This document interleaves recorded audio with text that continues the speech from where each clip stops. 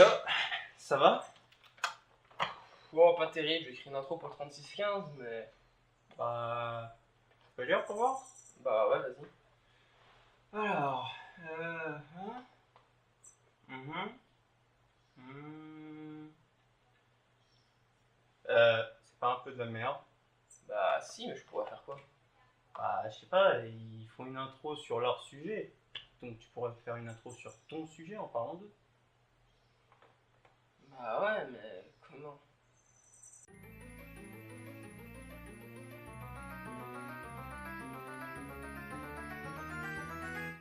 Mais oui, bien sûr! Effectivement! C'est quoi ton plan? Les amoureux des internets qui regardent des lolcats tous leurs couettes, vous souvenez-vous de ce dimanche qui eut l'extrême allégeance de porter en son sein le mot de la fin. Le mot de la fin. Ouais, c'est un peu merdique quand même, hein.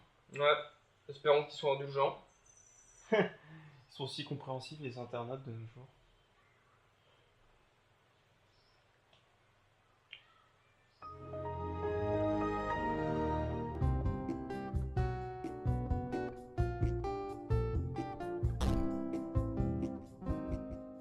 Bonjour à tous, aujourd'hui c'est dimanche, comme chaque dimanche. Mais savez-vous qu'il existe deux sortes de dimanches? Ceux où sortent un épisode de 3615 et les autres. Les seconds sont ces dimanches vides que nous connaissons depuis quelques années, ainsi que ces dimanches d'insouciance et de naïveté, d'avant la création de cette chronique.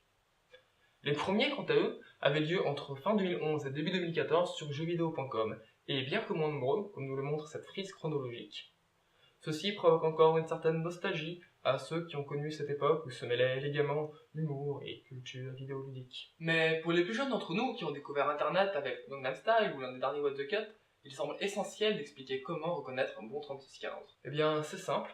Il faut tout d'abord un présentateur qui tente de se donner l'air intelligent avec des tournures de phrases enjolivées, avec des lunettes rondes et une pipe éteinte. Oui, je sais, j'ai pas de lunettes et je fume des clopes éteintes. Mais c'est une parodie et je fais ce que je veux et je vous emmerde. Rajoutez à cela des invités reconnus de la sphère vidéoludique, des sketchs, des chansons et un petit gros, et vous obtenez un 3615.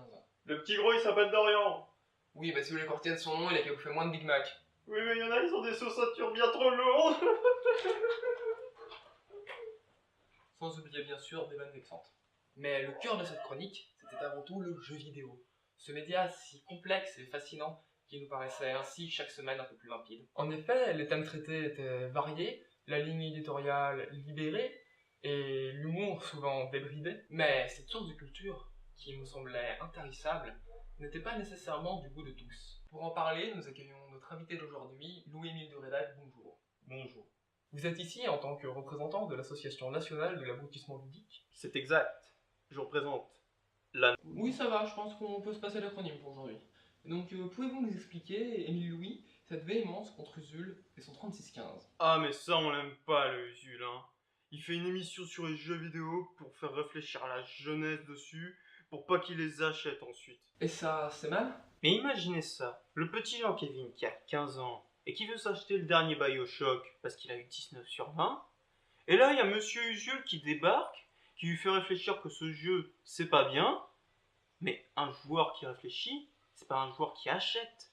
Et vous connaissez ma devise, thune égale oseille, et oseille égale thune. Après tout, Émile Louis n'a peut-être pas tort, car en effet, ce genre d'émission guidait notre instinct de consommateur vers une réflexion sur l'achat. Mais paradoxalement, il y avait des jeux sur lesquels la chronique était intransigeante. Ainsi, Bioshock Infinite était souvent présenté comme un mauvais jeu, alors que Resident Evil, Metal Gear Solid ou encore The Legend of Zelda étaient souvent présentés comme des bons jeux. Mais alors, Usul était-il bien différent de ce journaliste qui l'aimait tant critiquer? Pour conclure, je pense qu'on peut dire que la culture, c'est Stop.